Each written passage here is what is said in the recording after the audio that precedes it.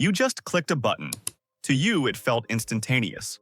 One lazy motion you did not even think about. But here is what you missed. In the roughly 30 milliseconds between your finger pressing down and something changing on your screen, your computer experienced the equivalent of a civilizational collapse, a full reconstruction, and a global war. Billions of micro-operations, trillions of electrical pulses moving through a copper metropolis.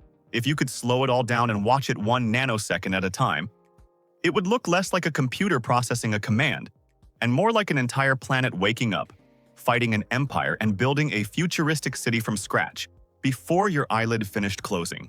By the end of this video, you will understand exactly what that expensive box on your desk does every time you touch it. No jargon, just the raw truth. And near the end, you will discover why the slowest component in your entire computer is you.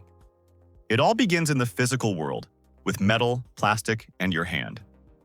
Beneath the plastic of your mouse sits a tiny mechanical switch. You press down, and 2 incredibly small metal contacts touch.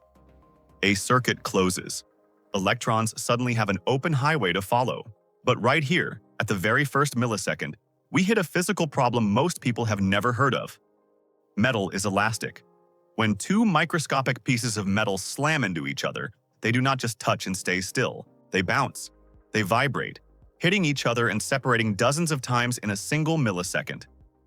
To a computer, this chaotic metal earthquake looks like you are clicking the mouse 50 times in a row at superhuman speed. If your computer processed this raw signal, one single click on a buy button would order 50 laptops at once. To prevent this financial disaster, the mouse uses a trick called debouncing. Inside your mouse sits a microchip about the size of your fingernail, and its entire job is to obsessively monitor that switch hundreds of times per second. The instant it detects the chaotic vibration of a click, it waits a few milliseconds for the metal contacts to stop bouncing and stabilize. Then it confirms it. One clean, definitive click. The chip packages this event into a small envelope of data called a packet. Left mouse button pressed plus a precise timestamp, and launches it down your USB cable at a significant fraction of the speed of light. The packet slams into the USB controller on your motherboard. The motherboard is the most underappreciated component in your entire machine. It is the physical city grid, the infrastructure connecting every single piece of hardware together. Printed into layers of fiberglass are impossibly thin copper traces, hyperspeed expressways routing data between the processor, the memory, the graphics card, and your storage. These pathways are called buses. In the middle of the board, the chipset acts like an air traffic control tower. It reads the priority tag on your packet and immediately clears a path on the main highway. A priority alert shoots toward the central processing unit. A user click has landed.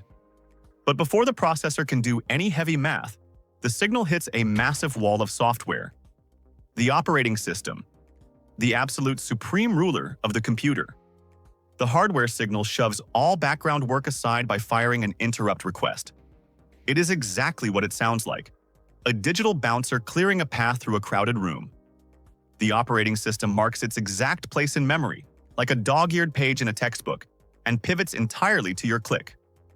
Now it has to solve a visual puzzle. Where exactly was the cursor at the precise nanosecond this click occurred? It checks the pixel coordinates of your screen, say 500 across, 400 down, then looks at its map of open applications and asks which window owns that exact spot.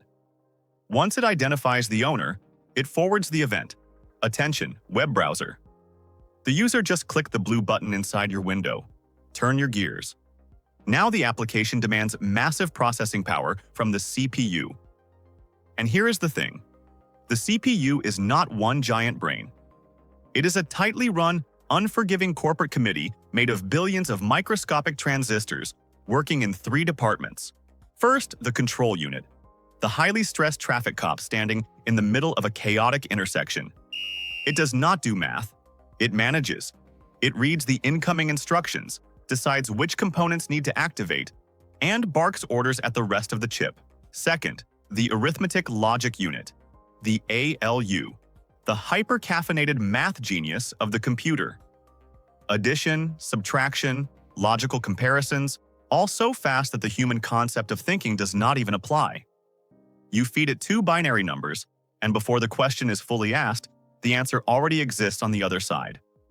Third, the registers. The CPU's personal sticky notes stuck directly onto its desk. Tiny storage slots holding the numbers the ALU needs within a microsecond. The fastest storage zones in the entire machine. These three departments work together in a relentless, infinite loop called fetch.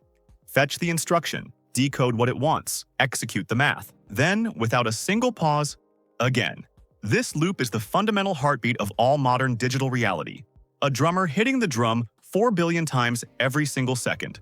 Let us stop for a moment and talk about what that speed actually feels like from inside the processor.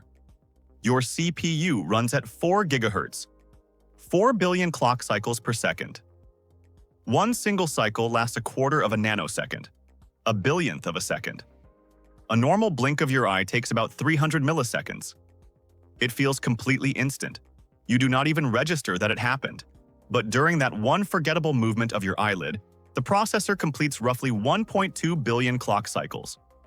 If each of those cycles felt like 1 second of human time, your quick blink would last 38 years. While your eyelid moved down and back up, the CPU lived through 4 decades of continuous activity. Your entire click, 30 milliseconds, is a massive epic for the machine. It processes your click, coordinates the math, and still has what feels like a multi-year lunch break left over. Once the committee finishes calculating, the application rewrites specific addresses in your RAM, your main working memory. A massive grid of billions of microscopic capacitors, each one either holding a tiny electrical charge or not, a 1 or a 0. The memory now reflects a definitive fact. The button was clicked, and the interface must change color. But the CPU is terrible at painting pictures, so it passes the job to its specialized neighbor, the graphics processing unit. While a CPU has a few highly advanced cores working one task at a time, a GPU contains thousands of smaller, simpler cores, all firing at the exact same time. Think of the CPU as a single brilliant architect, and the GPU as an army of 10,000 construction workers, each holding a paintbrush, standing in front of a massive wall. The architect hands over the blueprint. Change the button at these exact coordinates from gray to blue. The GPU divides the pixels among its army and paints the new image simultaneously in a few microseconds. Finally, the new pixel data travels down your monitor cable and hits a matrix of millions of microscopic transistors on the back of your screen. Tiny electrical gates controlling physical matter. Microscopic switches flip open and shut. Photons, actual particles of light, shoot out of the screen, travel through the air in your room, hit your retina, and register in your brain. The gray button has officially turned blue. That is your click. A physical spark, a digital scream, a corporate committee, a painting army, and a burst of light hitting your eye, all in 30 milliseconds. And here is the part nobody tells you. Computers do not feel fast because they are magical. They feel fast because the gap between what you perceive as an instant and what the machine accomplishes in that exact same instant is so absurdly, terrifyingly wide. The ultimate bottleneck in your high-tech computer system, the slowest, laggiest component in the entire machine, is, and always has been, you. You are moving in slow motion compared to the silicon metropolis on your desk. You pressed a button. A microscopic empire stirred beneath your fingertip, conquered a digital world, and finished the job before you even realized you had started. And if this blew your mind, wait until you see what happens inside an AI when you ask it a question. That one feels like magic too. It is not. If this made something click, like the video and subscribe for more simple explanations with weird little drawings. Then pick the next cross-section on screen.